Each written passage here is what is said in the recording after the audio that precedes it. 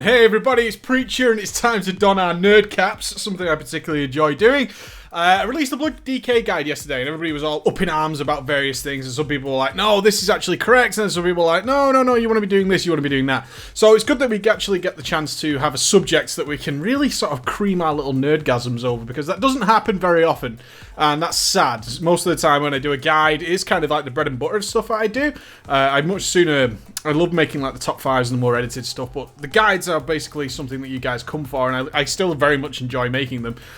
So going into a guide, a few things I have to take into account. Who's my target audience? My target audience is generally not heroic raiders. At that stage, if you're doing sort of cutting edge stuff in Siege of Orgrimmar and you're well into there and all that kind of stuff, you shouldn't really be needing a guide. As such, that's not my target audience. In fact, most of those people come to find fault, which is cool. It's the internet. That's the way it rocks and rolls. My target audience is generally people who are learning the class and picking it up for the first time, or are generally trying to burrow down in the horrible early normal modes, previous tier normal modes, and LFRs and all that kind of stuff. That's my target audience. That's where the big majority of people are. But that doesn't mean that sometimes a subject doesn't come up that's worth talking about at a higher level. So, in regards to Blood DKs, they're in a bit of a weird position. The first thing we need to address is that I said they were about 4th in my estimation. Now, it's important to bear in mind the reason most people come to my channel is more for the opinion based on experience. And what I don't do, and I want to make this abundantly clear, is read a website like Icy Veins or Elitist Jerks and then just regurgitate the stuff that's on there. I don't do that. What I tend to do is get a little bit of an idea of what people are doing. I spend a lot of my day speaking to members of the very top-end guilds and why they've made certain decisions, watching some videos of them playing, and then sort of adopting that into my playstyle, and then I play the class for a while and sort of think about things in my own ways. Why is this working? Why is that a good idea? Why is that actually happening? And then put it into a very simple style so you guys can pick it up and almost do it passively. It's not the ideal. Really is not the ideal. What I would like to do is spend 40-50 minutes on a guide explaining the intricacies of a class, but who's going to fucking watch that, right? And I know there's a guy out there going, I'd watch that, I want to know more about my class. But most of the time it's not actually necessary. It's as the work I put in order to condense that down as much as possible to either a 10 or 15 minute guide. So I said I felt DKs were about 4th. I still stand by that. That was basically from me playing all the tank classes. I actually did a very cool video a lot of you watched, which was the tank comparison. What is the best tank in Mists of Pandaria? And now it's kind of shifted a little bit in terms of I included fun in there. I think fun's actually a vital aspect, although a lot of people in the end game guilds will gladly play a boring spec if it's very powerful.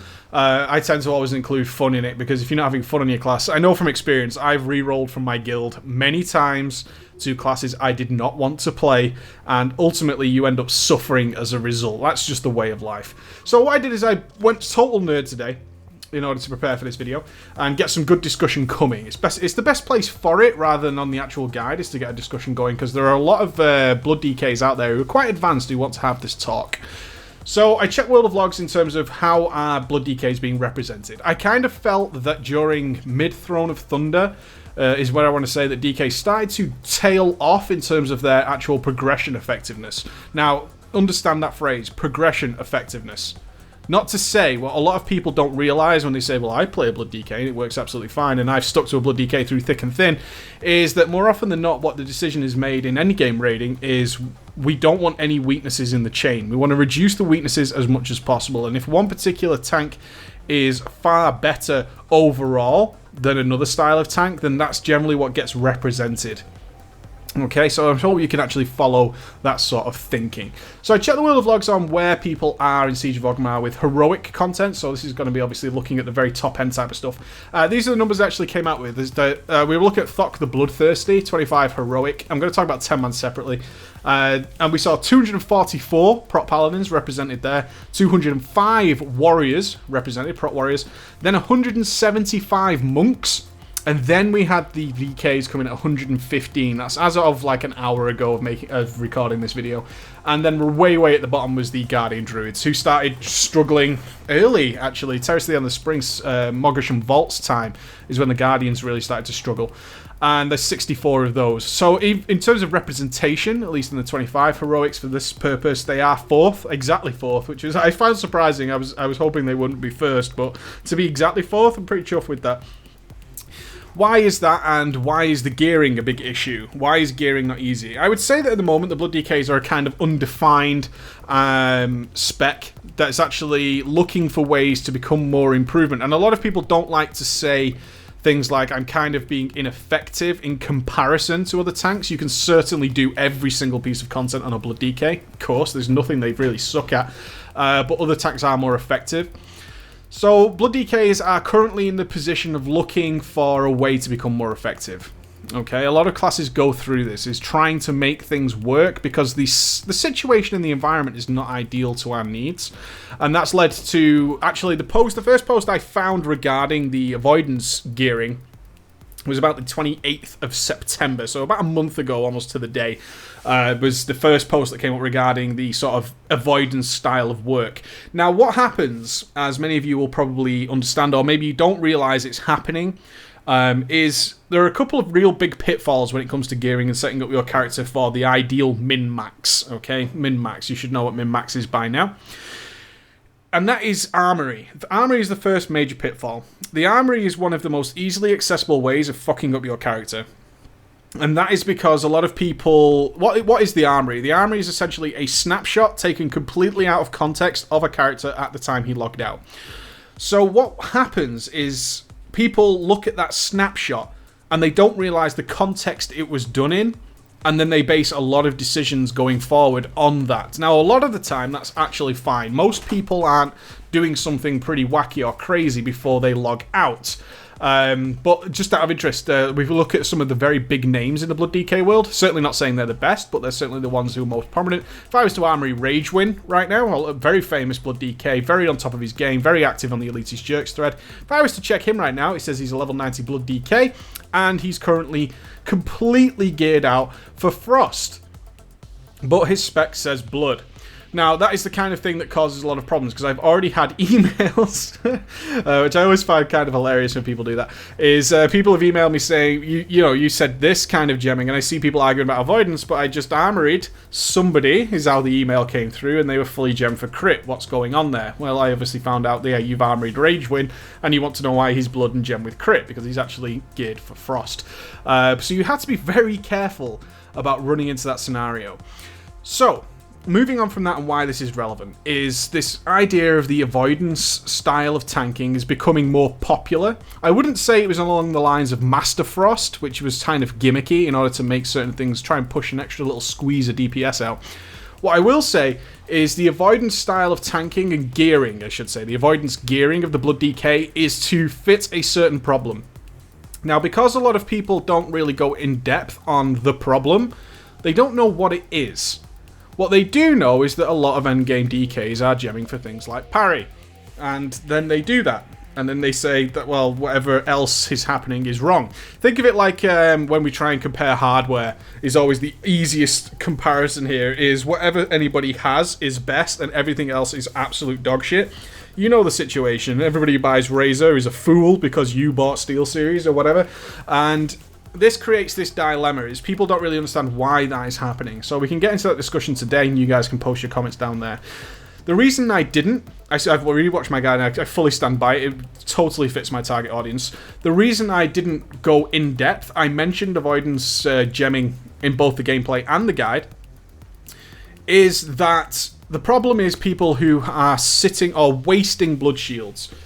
Yeah, a lot of you are going to go, what do you mean wasting blood shields? And perhaps you're already geared for parry. Wasting blood shields is the problem. Okay, wasting blood shields is the problem. And the reason that occurs is at very high gear levels, what can actually happen is due to boss swing timers and attacks. Again, a lot of people, I'm sure many of you obviously know the exact swing timer of bosses, and I'm not being condescending there because I don't know either. It's not something I ever bother with, is learning the swing times of the boss. I'll know when a boss swings slowly, but I certainly don't learn it. Is you can actually generate and build a blood shield to its cap, to its maximum potential, and be sat there with runes to do a death strike, and he hasn't hit you yet. Ergo, when you apply another stack of blood shield, that actually is going nowhere. That doesn't generate you more protection. and certainly is then ineffective. As such, mastery becomes less effective in that scenario for obvious reasons, as you're not generating more healing or blood shields. It just doesn't happen. You're actually wasting the ability, and in fact at that point your mastery is worth fucking zero. Absolutely zero. So when this scenario is occurring more often because of your high gear levels and the way the boss's mechanics work, you then start to think, well, I can actually increase my mitigation elsewhere. And in fact, a lot of people can actually rework their mastery because it was of such a high value. So we can actually knock it back down a bit and we can actually start gemming away from it. There's so much mastery on gear that I can certainly start looking towards gemming for avoidance and even reforging towards it, because ultimately there's a lot of opportunity there where my mastery is getting completely ineffective. Now, the big question you've got to ask yourself in this scenario is that you? Now, I know that some of you will be aware of if this is you, but there'll be a lot more people who have absolutely no idea if that is the situation at all. And maybe this is not, and more often than not, because you're looking at snapshots and bits and pieces of data that may have flowed in through guild chat, it's always that raid leader who goes, why are you gemmed for mastery? You should be gemmed for parry because I armoried rage win. And, you know, that kind of thing going on. You know those raid leaders, they fucking suck. And then end up doing it. But most of the time, you don't really know why. And certainly you don't know if you're in the scenario where this has occurred, and this is the reason you need to do it. And then you ask the question is, how much mastery do I need? What I see with a lot of people is actually reforging completely away from mastery into avoidance because that's what they feel they can do. And a lot of people don't realize that there's a lot of leeway in what you can do with stats when you have outrageous gear levels like available from Siege of Orgrimmar Heroic. And many of you might not have even realized how large the level gap has been on items every single time we've had a new piece of content this expansion. The item level jump has been enormous. As such, there are abundance of secondary stats on endgame gear. A lot of people who are swimming in expertise and naturally swimming in mastery. And when you start getting to really high levels of mastery, and you run into high levels of passive haste and whatnot, and you're generating a lot more runes, is you can simply run into a situation where you are now wasting blood shields and your mastery loses value as such. Try to think of it of the Moonkins, etc., who are stacking haste uncontrollably without realizing that unless you're hitting one of the caps for extra ticks on dots, all that haste is completely wasted. A similar sort of scenario occurring there. The next question that needs to be brought up is 10-man and the effectiveness of DPS. So what you'll tend to find is this is still a developing style of play. Okay, this is only sort of surfaced in the last month or so, and people are still kind of figuring it out. And as such, what you'll find is a lot of 25 heroic DKs are kind of balancing mastery, still aiming for around 200% mastery, and still stacking some avoidance, whereas the 10-mans are dropping maybe as low as like 120, 130% mastery, while stacking on tons and tons of avoidance in order to, ergo, increase their DPS. Yeah. And then there's actually a side effect, which a lot of you may not have even considered, and we can get a discussion going if you want to, regarding the effect that more avoidance actually lowers the value of mastery even further. Because you're getting hit less, you're taking less incoming damage, and therefore your blood shields will be weaker as a result, and mastery is having less of an effect. Okay? The way I like to look at it with 10-man is your DPS is more critical to the raid than it is in a 25-man. I think that is most definite. I think 25-mans naturally have a larger opportunity to die, which is and certainly be more susceptible to the burst damage. The greatest fear of any blood DK is the burst damage. That's where DKs tend to come unstuck, and why sometimes they do lose representation. This happened previously in Cataclysm. Round about Firelands Heroic, Shanox, one of the easiest bosses in there, would topple a DK very, very quickly. A very overgeared DK would walk in, progression ready, Shanox Heroic would smash him in the face. You then stick a warrior or a paladin in front of him and Shanox doesn't do shit due to the way their class works. And similar with Balrog, whatever you want to call him. He was similar as well. Paladins can solo tank it, DKs couldn't even duo tank it in many instances during progression. So in 10-man, DPS is obviously more of a critical situation. As such, you do tend to get a much higher DPS if you're looking at things like avoidance tanking due to the increased scent of bloods and so on and so forth. And as such, I can totally see the argument to be made there. But what you have to bear in mind is that you don't do it too early. Okay, you do it too early. You just cap a DK, or you just start your first normal raid. You actually have really low mastery because your gear isn't that great. But then you're looking at armoring people, and what you're seeing there is, oh, I should go straight to this. Well, actually, it doesn't work that way. It works along a curved line. As your gear increases, then you run into the scenario we mentioned earlier. Then you can start thinking about it. That's not who I target with my guides, obviously. That's not who I want to be. I want to be hitting those big mid-level guys so they can move into the heroic raiding and move into a solid situation where they can make these kind of decisions for themselves. It's a long one, isn't it? I know, it's such a terrible discussion because they shouldn't have to deal with this. Blood DK should not be having to deal with this, especially considering their relatively low representation. It's finding ways to make things work, but understandably there's a few things at fault here that aren't actually any of the players' faults, despite the fact that it causes such outrage when people are, this is best, that is wrong. It's actually more the design of the class that's in error here.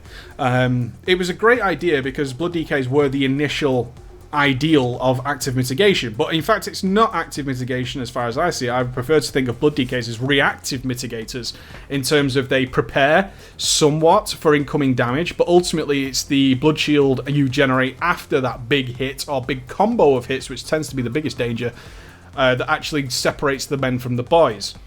Sometimes that is unfortunately too much. Horadon Heroic was a great example as well, where Blood DKs kind of struggled with a triple puncher combo of other abilities and double swipes, that then they can run into some serious issues where other classes who mitigate before the big hit are the ones who really shine there. So we have this scenario where Blood DKs are kind of stuck in an older model where they were based around, oh, they take big damage, but then they are prepared for the next hit, and then sometimes the boss just hits too damn hard, and then we run into a scenario where Blood DKs are a little bit weaker, and avoidance can sometimes help with that. But ultimately, it comes down to total mitigation and the confusion that causes. Total mitigation, the idea that over the course of a fight you will take less damage. That is like one of the biggest arguments I see for a lot of bad decisions. A lot of bad decisions come from the idea of total mitigation, especially people who use a lot of faith or put a lot of faith into Simcraft. Simcraft has always been terrible for tanks, and it's particularly terrible for Blood DKs, because Blood DKs don't actually care about total mitigation. That's not the danger of a Blood DK. Blood DKs can mitigate total mitigation very, very easily. Now, if you're not sure what total mitigation is, I'm talking about how much damage you've reduced over the course of an entire fight. With so many cooldowns at your disposal as a Blood DK, that's not your major concern. As we said, the great fear is that combo or big hit that may in fact just topple us. Because a lot of people forget just common sense stuff, which is that Blood Shield is in fact just increasing your HP. That's effectively what it's doing. You're just creating a shield to effectively increase your HP, or effective health as a lot of people call it. Also, a lot of these big hits, a lot of people seem to forget, are unavoidable. Because they are designed to be the reason that you tank swap, they're designed to be the reason that you have to use a cooldown and so on and so forth, and they are not generally things that can be avoided. As such, that kind of nullifies the idea of total mitigation being the primary goal of a Blood DK. It actually sort of creates a hypocrisy there, is that as long as it's not a case of I want to take just lower damage over the course of the whole fight, as much as that is really nice and nice for your healers. I'm actually concerned about those 2 or 3 points in the fight where I'm going to come under heavy fire, and my class doesn't really respond too well to that, because a huge part of the mitigation involved in that spell is either blowing a cooldown, which any other tank class can do as well, or trying to prepare some sort of blood shield for beforehand, but more importantly, making sure I've got a good death strike ready for it afterwards. Okay, so that's where the avoidance argument tends to fall down a little bit. Not to say it's not best right now, as I said, it's still developing. Don't put 100% faith, similar to the mouse idea, putting 100% faith into an idea that's still developing. I'm not here to say that it's wrong. It's still a developing idea, it's having some good results, no doubt, but it's mainly in response to a problem that was created because of high levels of gear and the idea of wasted blood shields. I want to know what you think about this kind of stuff, okay? Did you realise, if you've already regemmed towards an avoidance, what gear level are you at? And are you considering things like, am I wasting blood shields?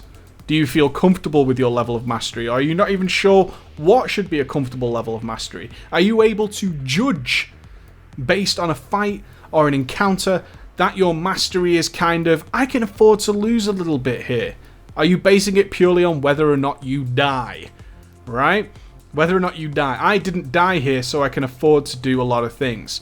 Don't put too much faith in the one-off scenarios, okay? Because like I said earlier, there's only 64 Guardian Druids listed as actually logged a kill up to Thok the Bloodthirsty. But then again, everybody will go, Seta from Paragon, yeah, the King of Guardian Druids. These anomalous results, in essence. Anomalous results. And not the reason that we put all our eggs in one basket. We don't say, well, yeah, it's fine because Seta did it. Yeah, it's fine because there are some Blood DKs who've done it. Don't base your decision-making process on that. Absolutely not. That would be terrible. Lots of ideas going on there. I want to share your thoughts. Are you aware? I want to take a couple of lessons away from this. One is just be very careful of checking things like Armory. Be very, very careful of doing that because they are so out of context. You don't know what that person was doing.